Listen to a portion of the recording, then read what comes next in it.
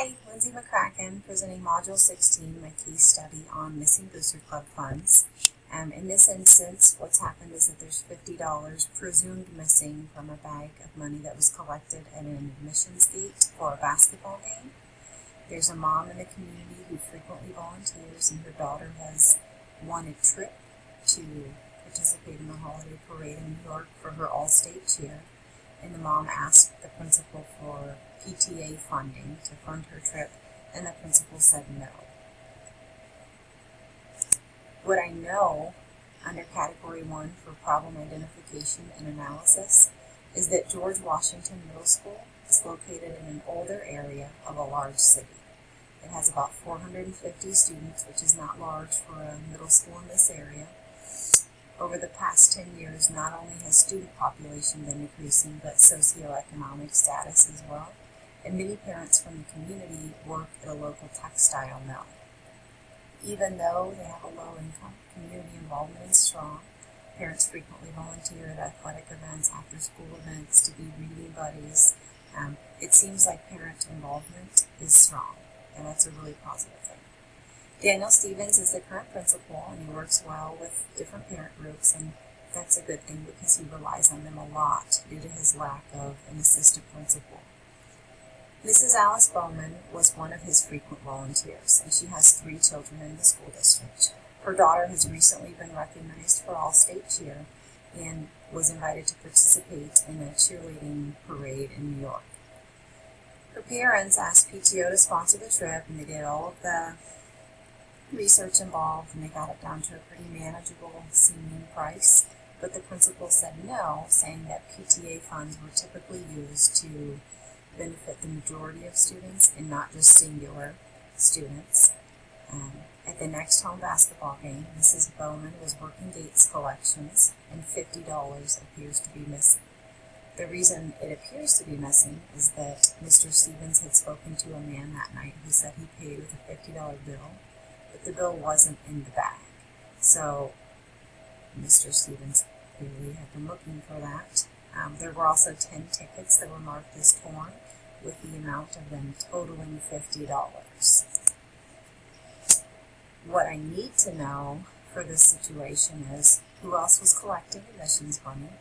Is there anyone else who had access to the tickets or access to the money? Is there security footage available from the gym that might be able to help in this situation? Is it a normal thing for tickets to be marked as torn in multiple quantities? I would understand 1, maybe 2, but for a whole 10 of them to be marked as torn seemed a little much. The case study says there was not a $50 bill. Was there a larger bill in the bag? I'm sure this would have been mentioned, but it's just kind of my nature to wonder. And then, was there a $50 bill in the concessions money bag? And if so, is it possible that they took the $50 bill to that bag, got smaller bills for their bag if they had been running out or something? And if they did do that, would there be a record somewhere? The problem boils down to this. A $50 bill seems to be missing. Mr. Stevens spoke to a man who said he paid with a $50 bill, so we need to look in the bag for the money. This was kind of an unusual seeming event in the case study because most people had lower incomes. They worked at a textile mill, a lot of them, and it seemed like kind of a big deal that he would pay with a $50. Mrs. Bowman was collecting admissions money, and she marked 10 tickets, which is $50 worth, as torn. No staff members appear to have been present to verify one story or another. Mr. Stevens doesn't have a lot of support in terms of extracurricular activities for like an assistant principal, or it seems like he doesn't even have a lot of staffing for them, and so he relies on parent volunteers for these activities. And then also he has a reason to suspect Mrs. Bowman given her recent request and the fact that he denied it. The proposed plan of action that I would take would be, first of all, just to finish the count. I would verify the amount in the bag, have the security guard verify it, and then I would double check that there's not a $50 bill in the concessions bag. I would speak to the other adult working the gate if there was one. I would review any available security footage, and then I would talk to my supervisors about their recommendations in terms of how I should proceed. And probably setting up a meeting with Mrs. Bowman, but I would want to make sure there were multiple people present so that stories could be verified and just kind of to have an outside point of view. I would probably, regardless of the outcome of that meeting, set up a meeting with the Booster Club president, and that would kind of be for two different reasons. One, they were responsible for collecting the money in the first place, and then two, I would want to really review my financial controls as well as training that we have in place right now to see if there were some pitfalls or cracks that we needed to make changes to. If the money wasn't recovered, I would ensure one staff member was present in the future when money would be handled. And then I would figure out an equitable way to assist with similar parent requests in the future. I think that Mrs. Bowman's request was probably a large one, given the community where, you do have such a working class perspective of parents, but also one that she clearly had researched and said, my daughter will share a room, she will do this, she will do that.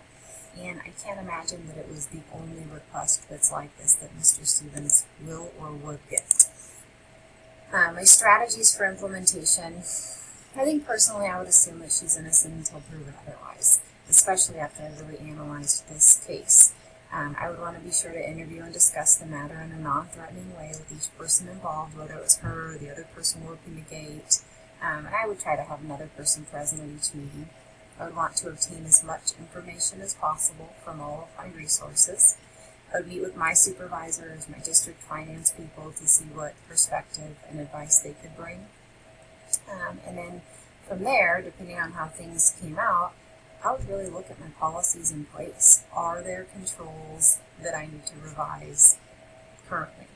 I would meet with the Booster Club treasurer to review parent volunteer training, and then also to be sure they were being trained accurately.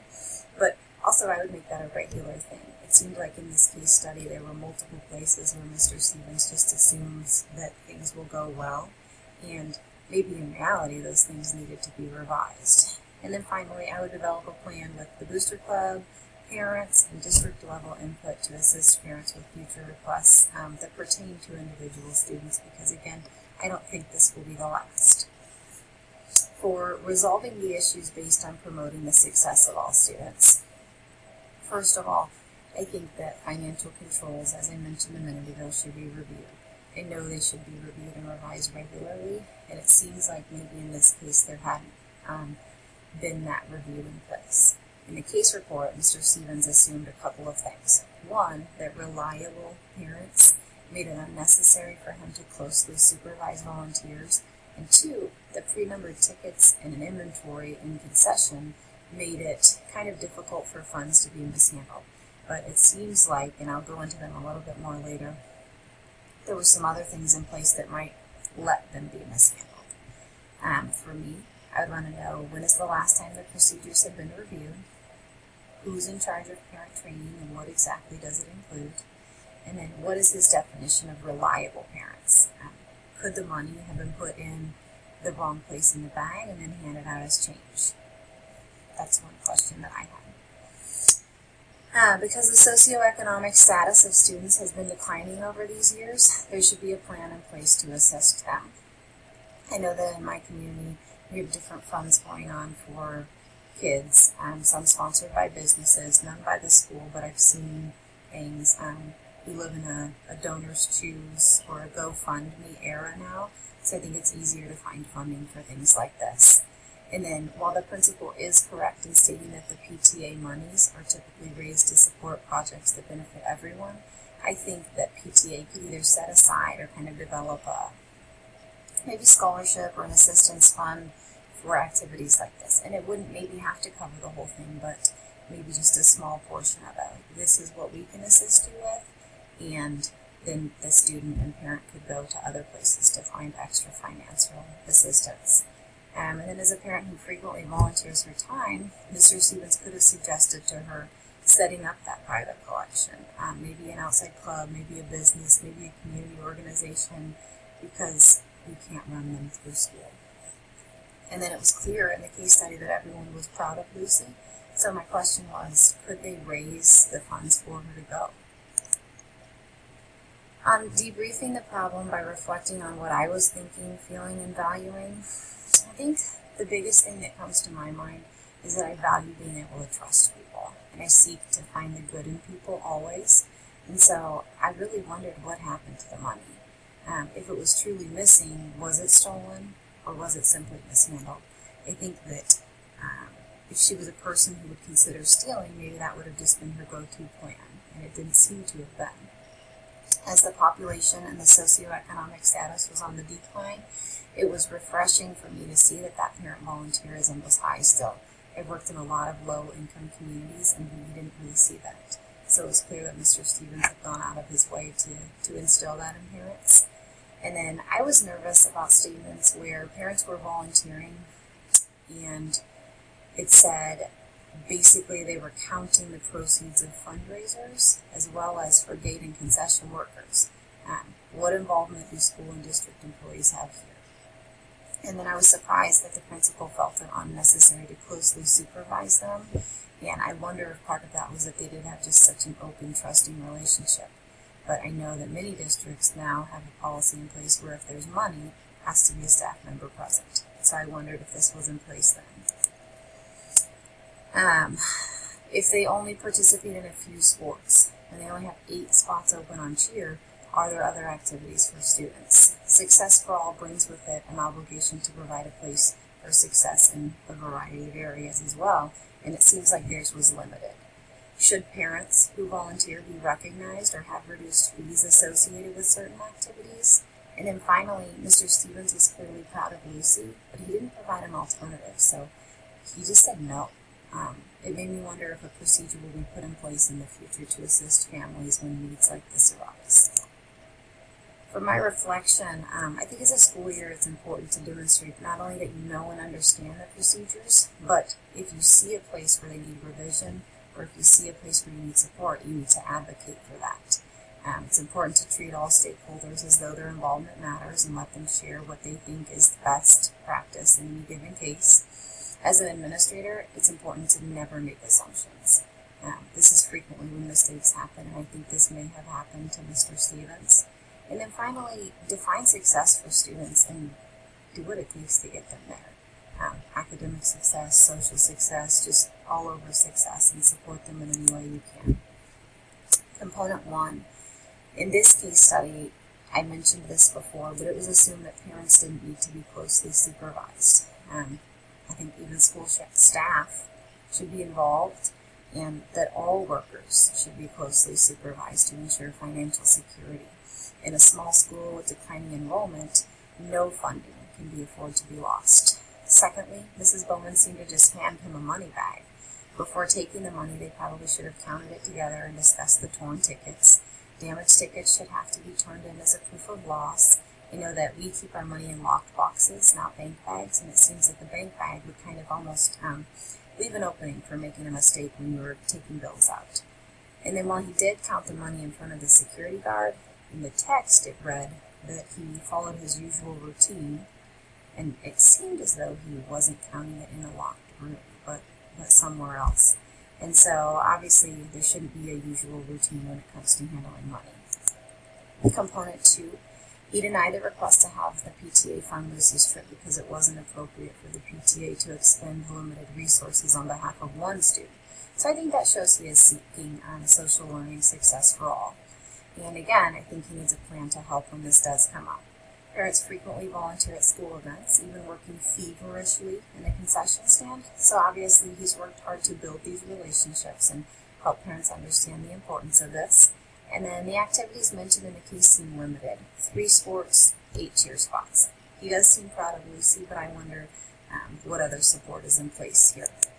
Finally, for component 3, he does have a Reading Buddies program in place for middle school students, and parents assist with not only this, but other after-school events. So this kind of points to the fact that he's not only developing positive relationships, he's explaining to them, be involved, this is really important, and that's huge. And he explains that PTA money is outside the parameters of a typical PTA project, so he's saving it for projects that benefit the majority.